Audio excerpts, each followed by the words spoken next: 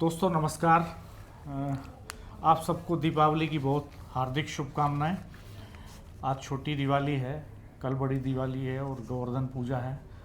और western UP की पूरी बेल्ट में तो गोवर्धन पूजा बहुत बड़ा त्यौहार है, किसानों का त्यौहार है पूरी किसान बेल्ट में। और चीनी मिलें चल चुकी हैं और गोवर्धन पूजा के साथ गन्ने की पूजा भी होती है, फसल की पूजा भी होती है। वरिष्ठ पत्रकार राजेश शर्मा जी हमारे साथ हैं। राजेश भाई साहब, आपका स्वागत है। धन्यवाद डॉक्टर साहब। तो उपचुनाव की सरगर्मियां तेज हैं और इस वक्त जो है मीरापुर में सारी पार्टियों के स्थानीय नेता दमदारी से लगे हुए हैं, डोर टू डोर जा रहे हैं, घरों में जा रहे हैं। क्योंकि ये मौका भी है कि अधिकांश लोग जो बाहर होते हैं वो भी जो है अपने घरों को लौट आते हैं छुट्टी पे, तो ज़्यादा संख्या में लोग मिल जाएंगे उन्हें। तो 2-3 दिन पूरा जमावड़ा रहेगा मीरापुर में।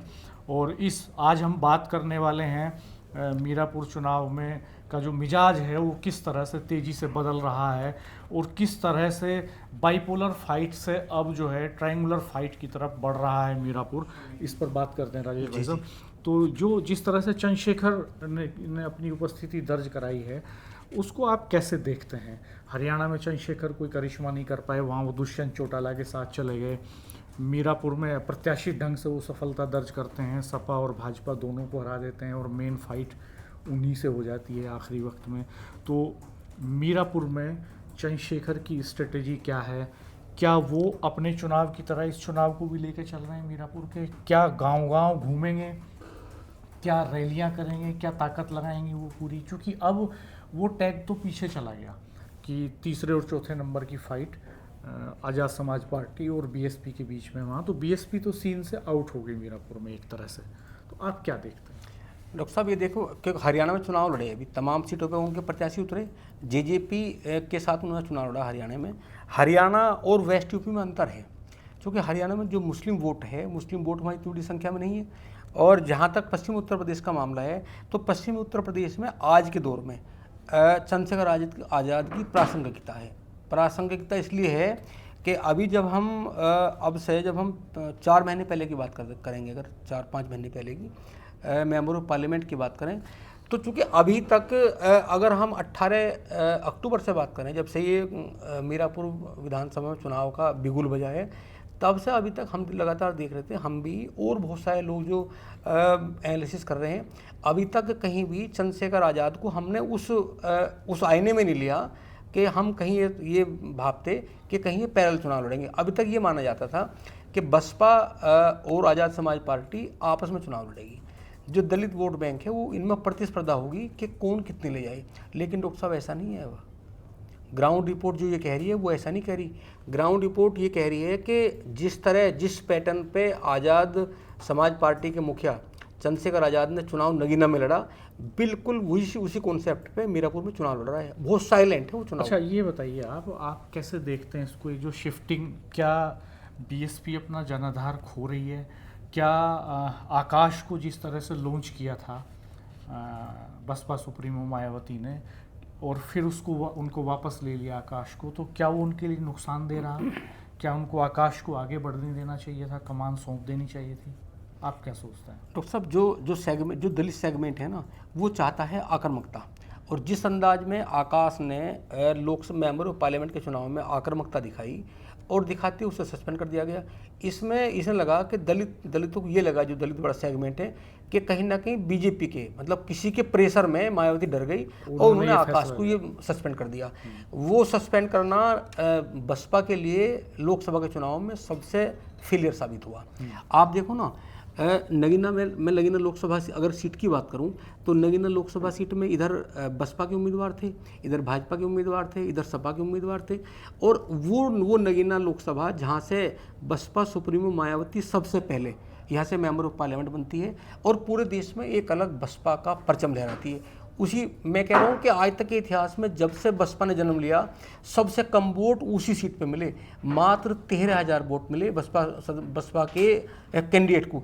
जबकि 2019 के अगर चुनाव की आप बात करो तो इस सीट से बसपा के जो है यहाँ बिजनौर में बसपा जीती थी और उस सीट पे नगीना में बसपा के सांसद बने थे। लेकिन इस बार अचानक चंद्रशेखर का जो तूफानी वो है, जो लगातार जो दलित लगातार संघर्ष देख रहे हैं, लगातार पूरे देश में जो भ्रमण होता है, जो वो लगातार दलितों के मुद्दों को उठा रहे हैं, मुस्लिमों के मुद्दों को उठा रहे हैं, इसी का नतीजा ये हुआ, नगीना में ये हुआ कि पहले वाच किया मुस्लिमों ने कि चंद्रशेखर की कितनी हैसियत है। और जैसे जैसे चुनाव बढ़ता गया मेंबर ऑफ पार्लियामेंट में नगीना का, चंद्रशेखर अकेले काम करते रहे। हालांकि ये उम्मीद थी चंद्रशेखर को कि जब चुनाव आएगा तो नगीना सीट सपा के गठबंधन में चंद्रशेखर आया चुनाव लड़ेंगे, ऐसा सोच रहे थे।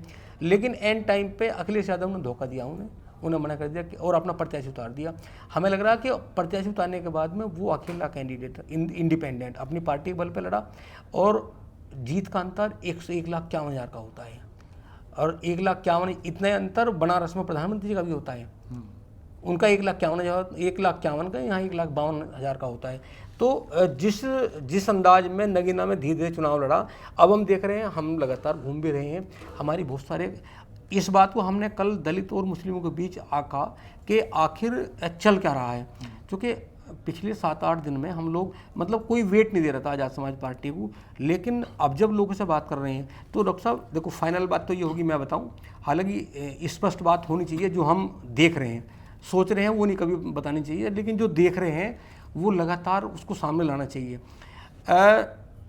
कल लोगों ने ये भी कहा कि कादिर राणा साहब की पुत्रवधू चुनाव लड़ रही है, वो अकेले मुस्लिम के वोट पे तो नहीं जीत सकती, एक वोट बैंक ऐसा चाहिए सपोर्ट में जिसके बल पे जीती। उन्होंने ये भी कहा कि जब कादिर राणा साहब अगर बसपा चुनाव लड़ते हैं मुजफ्फरनगर में तो दलित साथ होता है, तो दलित और मुस्लिम वो 2009 में ये स्ट्रॉन्ग कॉम्बिनेशन रहा है। अब वहीं से वो जब ये मोरना सीट होती थी तो मोरना सीट में 2007 में चुनाव लड़े तो जाट वोट एक ऐसा सपोर्ट का वोट था, उससे निकल के आते हैं।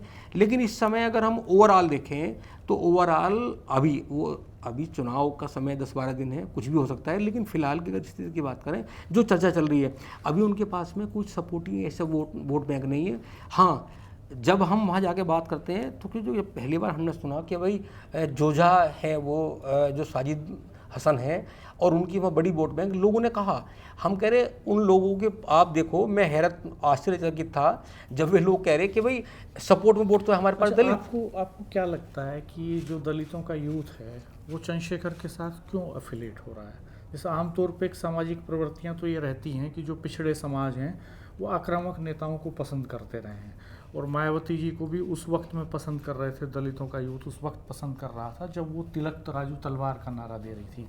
और बाद में जब उन्होंने उसको डाइल्यूट किया और एक सोशल इंजीनियरिंग के फॉर्मूले पे वो चली तो उनका सांगठनिक ढांचा धीरे धीरे कमज़ोर होता चला गया और कहीं ना कहीं वो उनके समाज के भीतर ये बातें घर करती चली गई कि वो जो लड़ाई हमने शुरू की थी, जो चाहे रिजर्वेशन की पॉलिसी हो, चाहे जो है उन्होंने एक पूरा सत्ता हासिल की, तो सत्ता हासिल करने के बाद उन्होंने बाकायदा पूरी बेल्ट में SC ST के तहत जो मुकदमे दर्ज हुए लोगों के ऊपर, या सोशल जस्टिस की लड़ाई को जिस तरह से आगे बढ़ाया उन्होंने, तो वो कहीं ना कहीं लोगों को लगा कि वो उससे पीछे हट गई हैं उस एजेंडे से।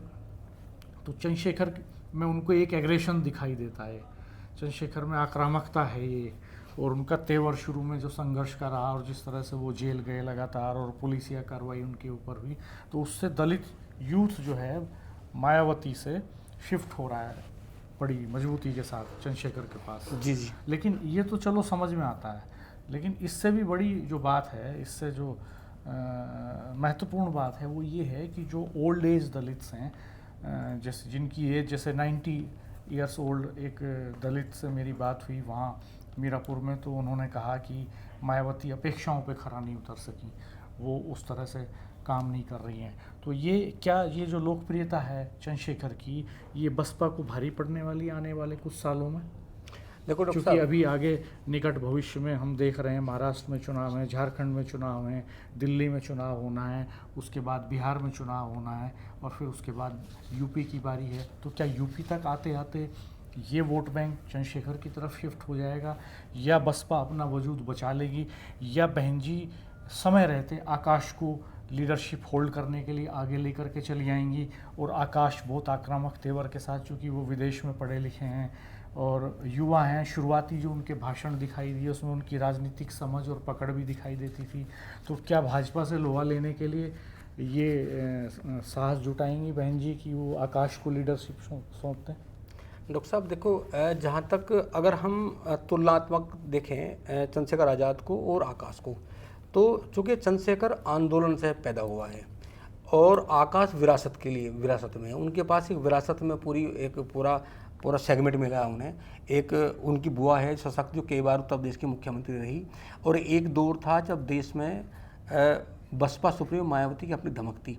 लेकिन अभी आपने बताया ना, देखो जब मायावती ये कहती है 90 के दशक में कि तिलक तराजू और तलवार, इनके मारो जूते चार, इसी नारे पे जो तमाम दलित है पूरे देश का वो एक मंच पाता है। हाँ, और इसी जब पे कांशीराम जी कहते हैं, इसी पे पिछड़ा और दलित कॉम्बिनेशन बनता है। मुलायम सिंह यादव और मायावती साथ आते हैं, सरकार बनाते हैं। पहली सरकार तो इसी कॉम्बिनेशन से बनती है यूपी में। जब सत्ता में पहली बार मायावती आती हैं तो वो पिछड़ा और दलित कॉम्बिनेशन से ही आती हैं। अभी डॉक्टर साहब आप देखो 2024 में एक परसेप्शन बन गया, पूरे देश में मैसेज चला गया कि बसपा ने जितने भी प्रत्याशी मैदान में उतारे, ये कहावत थी, लोग कहते थे कि जो बीजेपी कह रही है बसपा सुप्रीमो, वो बसपा सुप्रीमो इस तरह के प्रत्याशी उतार दिए जो बीजेपी के मंच आए। हमने कहा कि ऐसा नहीं हुआ होगा बिल्कुल भी, पर एक परसेप्शन चला गया कि कहीं ना कहीं बसपा बीजेपी की कठपुतली बनकर चुनाव लड़ रही है, ऐसा मैसेज गया ना। हाँ, वो लोग ये भी रहा, ये दोनों के बीच ये झगड़ा भी चलता है कि बसपाई जो है चंद्रशेखर को बीजेपी की भी टीम बताते हैं और चंद्रशेखर के लोग बीएसपी को बीजेपी की भी टीम बताते हैं। हालांकि चंद्रशेखर सीधे तौर पे बहन जी के खिलाफ कुछ नहीं बोलते हैं, हमेशा सम्मान से उनका नाम लेते हैं और वो सीधे कोई कंट्राडिक्शन मोल नहीं। आपने देखा होगा डॉक्टर साहब, पिछले अगर हम 2 से 3-4 साल की बात करें तो जितने भी प्रदेश में कुछ बड़े मसले हुए हैं, कहीं दलितों पर कहीं रेप की घटना हुई है, कोई वैसी घटना, आपने कहीं बसपा सुप्रीमो को वहाँ जाते नहीं देखा होगा। हाँ। और चंद्रशेखर को वहाँ लड़ते हुए देखा होगा, जेल जाते हुए देखा होगा, लाठी खाते हुए देखा होगा। हाँ। तो जो दलित वर्ग है उसे ये लगने लगा कि एक तो वो नौजवान है, दूसरा देख लिया कि बहुत सारे मुकदमे उसके ऊपर है, उसका अपना इंडिविजुअल विवाद तो कुछ है नहीं। जो समाज के विवाद हैं, जहाँ समाज के दमन की बात होती है, दलितों के शोषण की बात होती है, तब वो आगे आते हैं और अल्टीमेट मुकदमा भी झेलते हैं, जेल भी जेल भी जाते हैं, डंडा भी। तो इसको लेके आज के दौर में उत्तर प्रदेश में आकाश इस परिवेश में चंद्रशेखर का मुकाबला नहीं कर पाएंगे, क्योंकि वो विरासत की राजनीति में है और ये आंदोलन की। हालांकि इसका तो परीक्षण होना बाकी है। जब आकाश फुल फ्लैश पार्टी होल्ड करते हुए मैदान में आएंगे तो उनकी लीडरशिप क्वालिटी क्या है, एबिलिटी क्या है, वो कैसे डिसीजंस लेते हैं, वो कैसे, चूँकि बसपा के पास पूरे देश में एक मजबूत पार्टी संगठन तो है ही, इससे इनकार नहीं किया जा सकता। उतना मजबूत संगठन अभी भी चंद्रशेखर के पास नहीं है। वो भले ही जो है तेज़ी से आगे बढ़ रहे हों, भले ही वो पार्टी का विस्तार कर रहे हों, भले ही वो युवा हों, उनके पास समय हो ज़्यादा, तो आकाश के पास भी होगा वो समय तो। और आकाश विदेश में पढ़े लिखे हैं, समझ बूझ उनकी जो दिखाई देती है वो कम दिखाई नहीं देती भाषणों में। हाँ, तो ये तो भविष्य के गर्भ में है कि जब ये दोनों नेता मैदान में होंगे। हालांकि आकाश अभी उनको किसी सदन के मेंबर तो है नहीं जाना है, तो चंद्रशेखर ऑलरेडी ज़मीन पे संघर्ष करके सदन में जा चुके हैं, तो अनुभव के मामले में तो आकाश से आगे निकल गए हैं। लेकिन बड़ी विरासत उनके पास है, एक मजबूत विरासत उनके पास है। तो ये जब दोनों नेता ज़मीन पे होंगे दलितों के बीच में, तो तब हम बेहतर जान पाएंगे कि नतीजा क्या होता है, कौन कैसे डिफीट करता है। क्योंकि इस देश में विरासत की सियासत की अपनी एक बड़ी अहमियत है। और हम देखते हैं कि अभी भी जो रिसेंटली चुनाव हुए हैं, तो बीजेपी में भले ही जो है मोदी जी ये बात करें कि वो परिवारवाद में यकीन नहीं करते, उसका खात्मा करना चाहते हैं, वो 1 लाख लोगों को नेता बनाना चाहते हैं, युवाओं को, लेकिन फिर भी वो झारखंड और महाराष्ट्र में जब टिकट देने की बारी आती है तो 30-40 से ज़्यादा टिकट नेताओं को, बेटे बेटियों को, उनके दामादों को, उनके परिवारों को दिए जाते हैं। और बीजेपी में ऐसे बड़े नेताओं की बड़ी फहरिस्त है। तो विरासत में कोई दम है कहीं ना कहीं, और धनबल का, बाहुबल का और विरासत का एक बड़ा रोल है इंडियन पॉलिटिक्स में, इससे डिनाई नहीं कर सकते हैं। अभी समाज इतना आगे नहीं बढ़ा है कि इन तीनों फैक्टर्स को वो एक उतार के फेंक दे इनका लबादा और वो इश्यूज़ पे पॉलिटिक्स करने लगे। फिलहाल डॉक्टर साहब, अब आप देखो, अभी चूँकि फिलहाल अगर हम अभी की बात करें तो जो दलित वर्ग है, जिस वर्ग से वो निकल कर आए चंद्रशेखर आज़ाद, वो वर्ग इस बात पे, वो इस पे कोई परवाह नहीं करता कि कौन नेता कहाँ पढ़ के आया। वो इस पे ज़्यादा परवाह करता है कि हमारे लिए बोल कौन रहा है। जब से Chandrashekhar Azad member of parliament बने हैं, आप देखो कल हम वहाँ खड़े हुए थे जब मोरना में, तो एक नौजवान लड़का था जो ला किए हुए था, उसके पास में एक भाषण की क्लिप थी कि जब चंद्रशेखर दिल्ली में बोलते हैं, संसद में बोलते हैं, तो वो दलितों के शोषण में बोलते हैं, वो दलितों के उद्धार के लिए बोलते हैं, वो उन तमाम योजनाओं को पे बोलते हैं जो रजिस्टर में तो है, लेकिन वो धरातल पर नहीं उकेरी जा रही। वो तमाम उन मुद्दों पर बोलते हैं। और हमें लगता है कि अगर पिछले 5-6 सालों की बात कर लें, बल्कि 10 साल की मैं बात करूं, तो मैं तो चूँकि कह सकता हूं कि कम से कम बसपा के किसी सांसद ने इतनी मुखरता से संसद में बैठ के वो सब मुद्दे नहीं उठाए होंगे जितने इन पिछले 3-4 महीने कार्यकाल में चंद्रशेखर ने उठाए हैं। बहरहाल अगर हम मीरापुर की बात करें तो अभी तक हम लोग भी भ्रम में थे, हमें था कि यहाँ टकराव 2 दलों के बीच होगा। खैर मीरापुर तो एक छोटा सा हिस्सा है इस बड़ी पॉलिटिक्स का, और हमें इंतजार करना होगा कि क्या मीरापुर में इसका लिटमस टेस्ट होने जा रहा है, क्या बहन जी का कैंडिडेट बहुत पीछे चला जाएगा और क्या चंद्रशेखर कोई करिश्मा कर देंगे, चंद्रशेखर विन कर लेंगे सीट को, या तीसरे नंबर पे आ जाएंगे या दूसरे नंबर पे आ जाएंगे, तो ये हम समय के साथ देखेंगे। बहरहाल आप कमेंट बॉक्स में बताइएगा कि चंद्रशेखर और बीएसपी के बीच में जो ये जंग है दलित वोट बैंक को कैप्चर करने की, उसमें लीडरशिप खड़ी करने की, तो क्या आकाश इसमें चंद्रशेखर के सामने कहीं टिक पाएंगे या आकाश को डिफीट कर देंगे चंद्रशेखर?